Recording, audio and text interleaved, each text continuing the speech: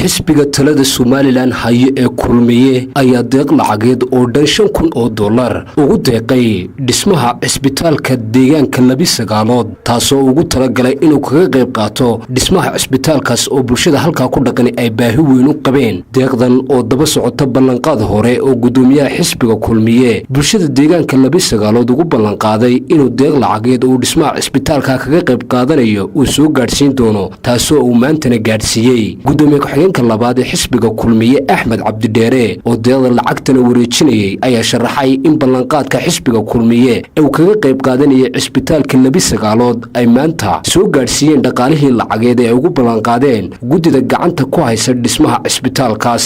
halkan isugu nimi waa xisbigii kulmiye iyo gudidii ka socotay cisbitaalka Labisagaala number mar hore soo maray markii diiwaangelinta ayaa waxaanu u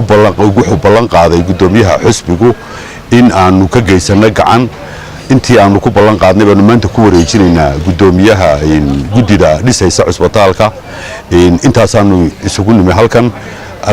gudoomiye waxaanu idin sidnaa ballanqaadkii aanu idin ballan qaadnay oo ahaa $5,000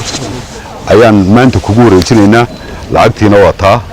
naga gudoon gudoomiyaha dhismaha cisbitaalka deegaanka Labisagaalood Cawil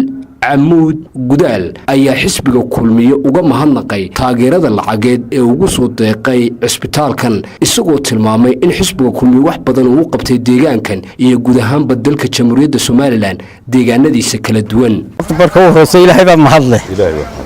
marka labaad waxa mahadleh xisbiga kulmiye sababtoo ballankii markuu nagu soo maray cisbitaalka naga qabyada ee Labisagaal aanu ka dhisano ee aanu ku dhisnay xoolihii neefafkii arigii aanu ururnay oo dhakhtarkaas aad qabyo oo xisbiga kulmiye ballanqaadku nagu ballanqaaday oo Muuse gudoomiye Muuse Biixi Cabdi $5,000 xisbigu gacantu naga saaray waana uga mahad celinaa Ilaahay baa mahadle si wanaagsan codkayaguna xisbiga kulmiye ayuu diyaar u yahay haddaan nahay Labisagaal